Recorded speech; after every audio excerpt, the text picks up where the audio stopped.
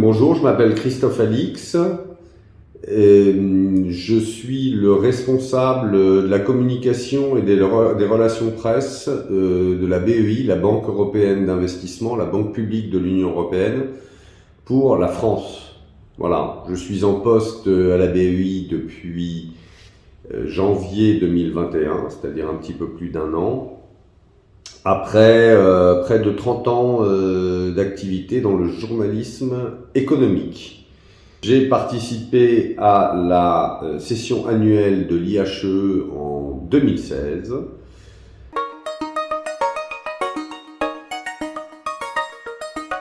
Je l'ai brièvement mentionné, donc la BEI est la banque publique de l'Union européenne et donc concourt par son activité de prêt, parce que c'est une banque donc elle fait des prêts, à la réalisation des objectifs de l'Union européenne. Le principal objectif de l'Union européenne aujourd'hui, c'est ce qu'on appelle le Green Deal, et c'est donc de réduire déjà de plus de moitié, de 60% je crois en 2030, les émissions de gaz à effet de serre par rapport à ce qu'elles étaient en 1990 et de parvenir à la neutralité carbone en 2050. Donc c'est vraiment la BEI aujourd'hui, qui est parfois surnommée la Banque du climat de l'Union européenne, est entièrement guidée par cet objectif.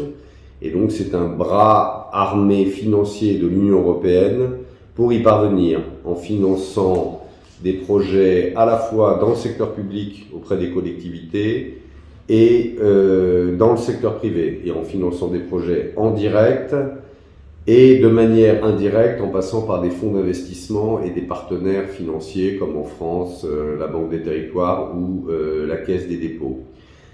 S'il y a une chose qui doit résumer peut-être tout ça, c'est que donc, la BEI à l'origine c'est une banque d'infrastructure et c'est une banque qui est spécialisée également dans le financement de l'innovation. Et ce qu'on pourrait dire, c'est qu'aujourd'hui, que ce soit les infrastructures par exemple de transport, qui visent à la décarbonation, qui visent à faire en sorte que les transports soient plus propres, soient moins polluants, moins émetteurs de CO2, ou quand on parle d'innovation, eh bien on voit que finalement aujourd'hui, innovation, infrastructure et climat, eh bien ça ne fait plus qu'un. C'est-à-dire qu'aujourd'hui, il n'y a plus aucun projet qui n'inclut pas la dimension climatique. Et l'innovation, les nouvelles technologies, donc on a parfois eu une vision un petit peu, une fascination des nouvelles technologies pour leur modernité, pour ce qu'elles apportaient, pour les moyens de communication démultipliés. Aujourd'hui, je pense que toute innovation, toute nouvelle technologie n'est bonne que si elle participe de cet effort vers la lutte contre le réchauffement climatique. Et donc il y a une espèce de convergence finalement entre le progrès technique et la lutte contre le réchauffement climatique. C'est-à-dire qu'il n'y a pas de lutte contre le réchauffement climatique qui est possible sans du numérique. Alors le numérique a un côté où il accroît la consommation d'énergie, mais aussi il permet aux gens de rester chez eux, il permet de déconcentrer l'activité, il permet de travailler autrement, il permet de produire autrement. Donc dans ce sens-là, il est bénéfique à la lutte contre le réchauffement climatique. Les transports, c'est la même chose. Les énergies renouvelables, c'est-à-dire il n'y a pas de... Voilà, la révolution technologique, la révolution de l'innovation aujourd'hui, elle doit être entièrement réaiguillée et recentrée vers la lutte contre le réchauffement climatique. Et donc ça, c'est vraiment l'objectif de la BEI et c'est ce qui me marque, c'est que voilà, aujourd'hui, innover, développer de nouvelles activités, ça n'a pas de sens si ça n'apporte pas quelque chose sur le plan du climat.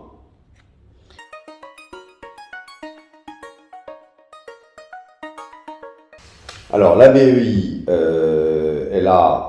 elle suit donc les grands objectifs de l'Union européenne, et elle en a 4.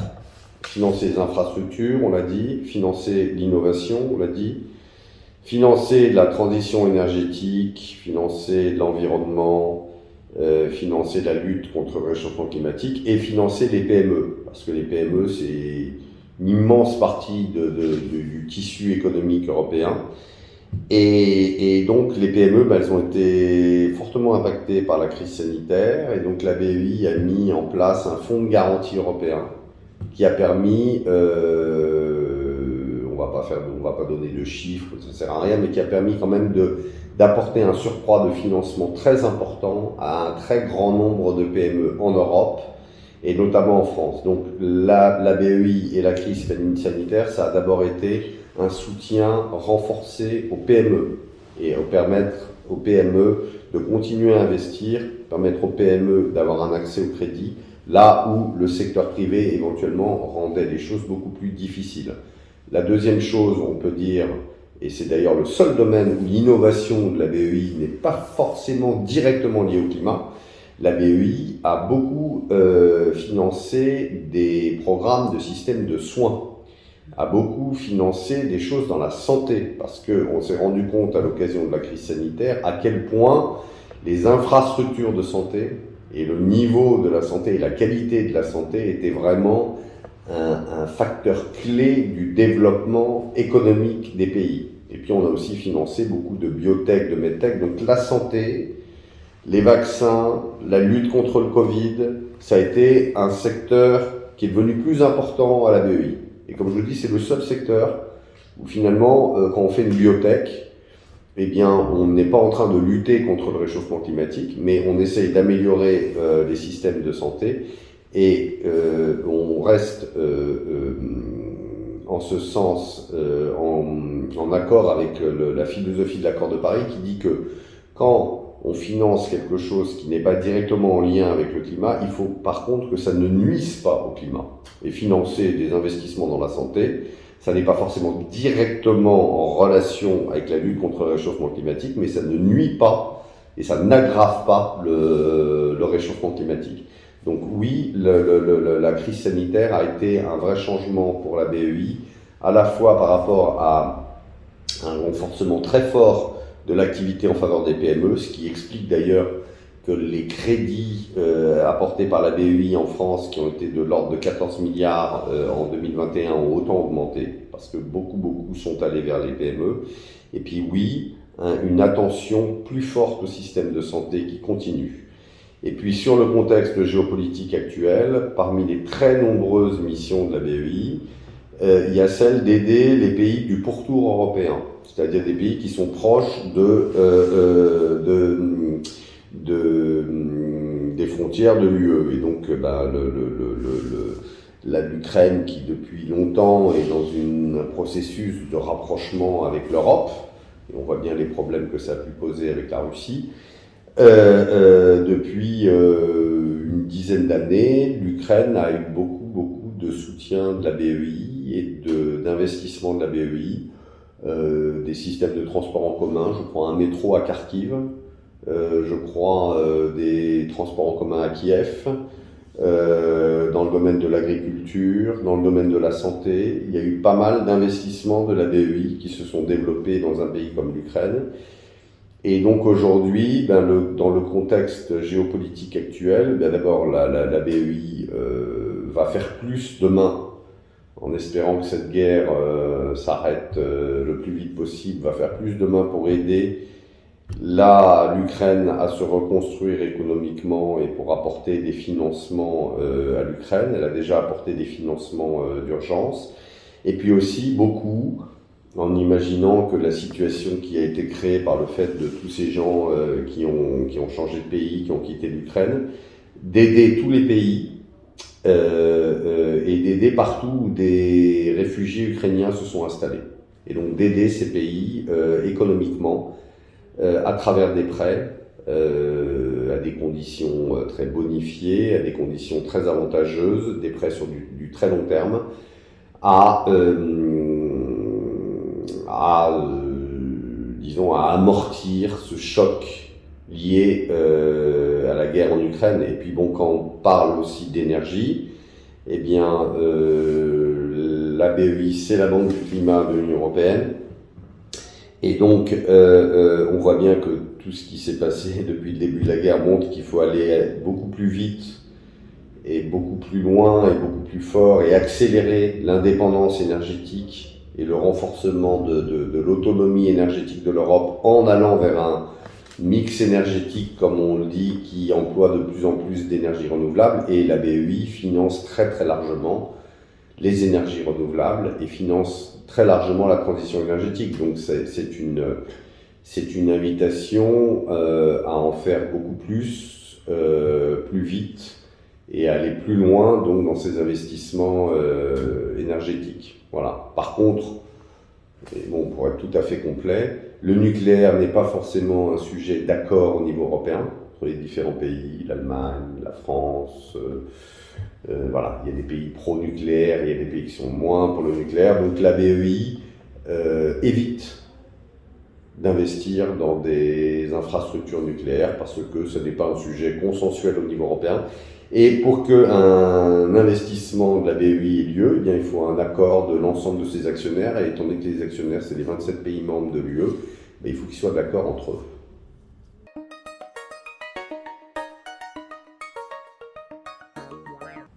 C'est assez intéressant parce qu'effectivement, on voit bien, en étant à la BEI, on voit bien, moi je vois passer tous les prêts, toutes les opérations que fait la BEI dans tous les pays d'Europe.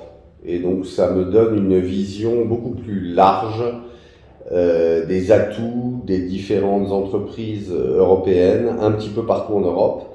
Et puis il y a aussi d'ailleurs pas mal d'opérations de la BEI qui concernent des prêts qui ont lieu sur plusieurs pays.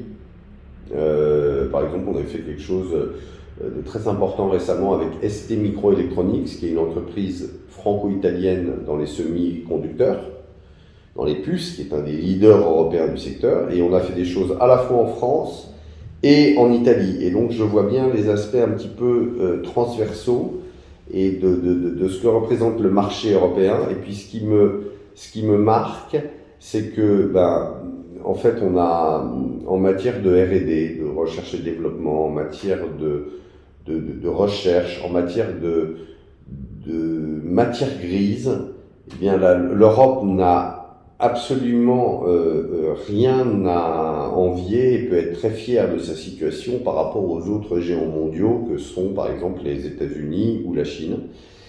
Elle a un très très très grand terreau de chercheurs, de recherche. Elle a autant de chercheurs dans l'intelligence artificielle, dans l'informatique quantique, voire plus que les États-Unis ou les Chinois. Le problème qu'elle a souvent, c'est qu'au moment de la valorisation économique des atouts de cette recherche, elle n'a pas toujours des systèmes de financement du développement de l'activité à la hauteur. Et ça rejoint une autre préoccupation de la BEI qui est justement de mettre à disposition de l'Europe des moyens massifs pour justement dans tous ces domaines d'avenir, ce qu'on appelle parfois les deep tech, l'hydrogène, l'informatique quantique, les biotechnologies, enfin tous ces nouveaux secteurs, aider à ce qu'on appelle, c'est le terme en anglais, c'est de scale-up, disons, de faire grossir les entreprises à une taille plus importante. Et la BEI a une filiale qui s'appelle le Fonds européen d'investissement, qui finance énormément de fonds d'investissement, et donc, à travers ces fonds d'investissement, qui financent beaucoup de start-up, dans toutes ces nouvelles activités. Et tout récemment, lors d'un sommet européen avec Emmanuel Macron, avec le nouveau chancelier allemand, il a justement été décidé de faire une sorte de programme d'accélération au niveau européen pour permettre dans ces secteurs clés de renforcer très largement le financement des entreprises. Et la BEI va y prendre sa part de manière directe en injectant des fonds dans tous ces domaines. Donc oui, ce qu'on voit, c'est que l'Europe est un territoire où il y a énormément d'innovation, où il y a énormément de recherche, mais où parfois ou même d'ailleurs tout ce qui concerne très souvent les fonds d'amorçage pour débuter les entreprises, pour les développer, là, ce qu'on appelle les séries A, les séries B, dans les premiers stades de financement du développement des startups. Ça marche très bien et c'est parfois plus difficile au moment où il faut des investissements très massifs pour passer un peu d'une certaine manière à l'industrialisation de l'innovation. Et donc l'Europe n'a pas la puissance financière des États-Unis, n'a pas la puissance financière non plus, par exemple, de la Chine, qui fait, je pense, beaucoup de ce genre d'investissement à travers des institutions étatiques, publiques.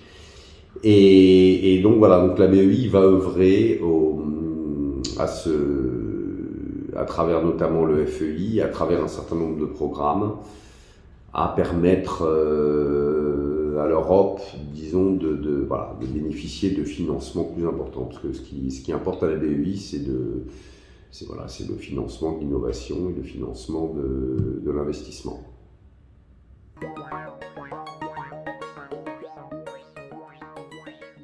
J'ai été très très intéressé de découvrir l'IHE et cette vision très transversale de l'économie, et ce grand mélange de différentes de personnes issues de différents métiers, de différentes situations professionnelles. Et j'ai pas mal de très bons souvenirs de l'IHE.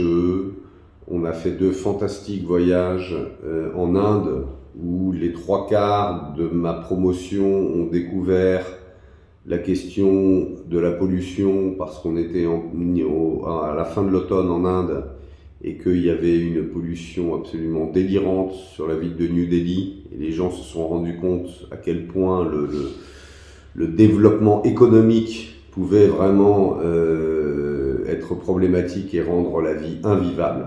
On ne voyait pas à 50 mètres quand on était à New Delhi, avec une espèce de brouillard, un effet en fait cuvette sur New Delhi, qui était lié non pas d'ailleurs au réchauffement climatique, mais tout simplement à l'explosion du trafic automobile, du trafic poids lourd et de l'intensification de l'activité industrielle dans la région de New Delhi.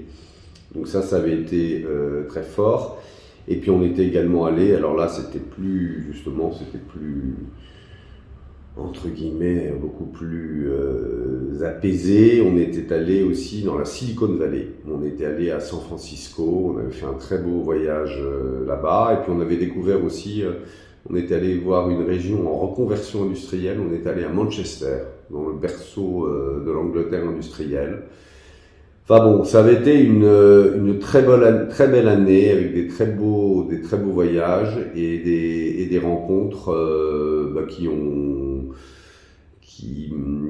donné lieu à pas mal de liens professionnels et aussi amicaux qui perdurent encore aujourd'hui, 6 ans après.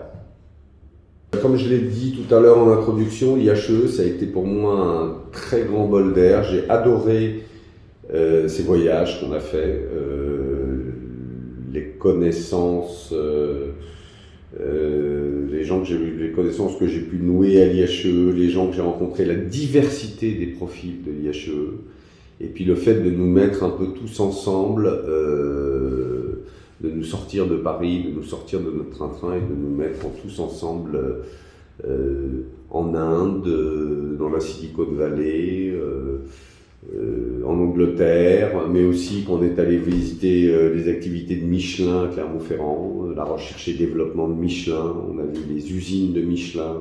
Après on a d'ailleurs été voir une usine de Michelin en Inde, dans le sud de l'Inde. On a vu une usine de Michelin à la fois à Clermont-Ferrand et une usine dans le sud de l'Inde qui était d'ailleurs 10 fois plus moderne que celle de Clermont-Ferrand parce qu'elle était beaucoup plus récente. Donc l'IHE, ça a été un grand enrichissement, un grand décloisonnement. Comme j'ai dit, c'est moi ce que j'ai aimé à l'IHE et en tant que journaliste économique, parce que je crois que je reste très largement aujourd'hui un journaliste dans ma manière d'analyser les choses, d'essayer de prendre aussi un petit peu de la distance, du recul, de faire un peu la synthèse entre plein de choses différentes. C'est ce que m'a beaucoup apporté l'IHE, c'est cette approche transversale, cette approche, voilà. On n'est pas juste focalisé sur la création de valeur pour l'entreprise. Voilà, on prend en compte les dimensions multiples du monde de l'entreprise dans toutes ses facettes. Et d'une certaine manière, venant d'un quotidien qui est quand même marqué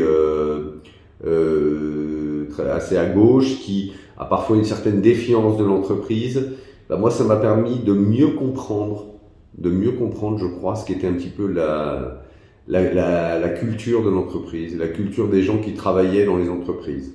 Et de ce point de vue-là, je suis tout à fait gré à l'IHE d'avoir, je pense, contribué à transformer ma vision de l'entreprise. Parce qu'avant, j'étais plus sur l'économie, au sens un petit peu macroéconomique, au sens des grandes thématiques économiques, comme, je sais pas, qui sont d'ailleurs absolument fondamentales, hein, qui restent fondamentales, comme, je sais pas, la fiscalité, les inégalités, les politiques publiques. Et je me suis rendu compte à quel point les entreprises pouvaient aussi être une bonne partie de la solution, voilà, dans un dialogue.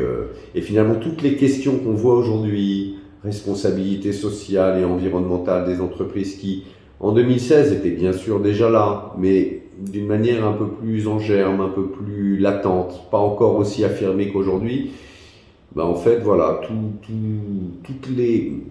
toute une certaine remise en cause aujourd'hui de l'économie de marché, en disant il faut aller vers des activités avec un plus fort impact, il faut se poser la question des finalités, il faut se poser la question du sens. Toutes ces questions étaient déjà en germe à l'époque, quoi. Donc ça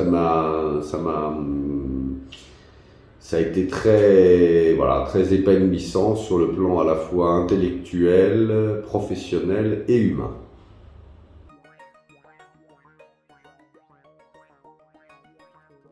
Bon, je lis beaucoup de choses, pas mal la presse encore, c'est mon métier, faire des relations presse. Je lis pas mal d'essais sur l'économie, sur la politique, surtout en cette période d'élection présidentielle. Mais une des lectures qui m'a marqué récemment est la bande dessinée, le roman graphique, comme on dit souvent, qui s'appelle Le Monde sans fin. C'est pas très original, donc qui a été fait par Jean-Marc Jancovici et Christophe Blain, et qui raconte, je dirais, un peu l'odyssée de l'énergie. Comment l'énergie a permis un développement absolument extraordinaire de l'humanité à partir. Les sources d'énergie, elles sont souvent connues depuis l'Antiquité, mais enfin, disons que les choses se sont vraiment accélérées à partir de la révolution industrielle, et que sans toute cette énergie bon marché abondante, eh bien, on n'aurait rien de ce qui contribue aujourd'hui à notre qualité de vie et à notre niveau de vie. Et l'énorme problème, c'est que c'est exactement les mêmes sources d'énergie, et ce qui a permis hier ce développement absolument fantastique de la planète est en train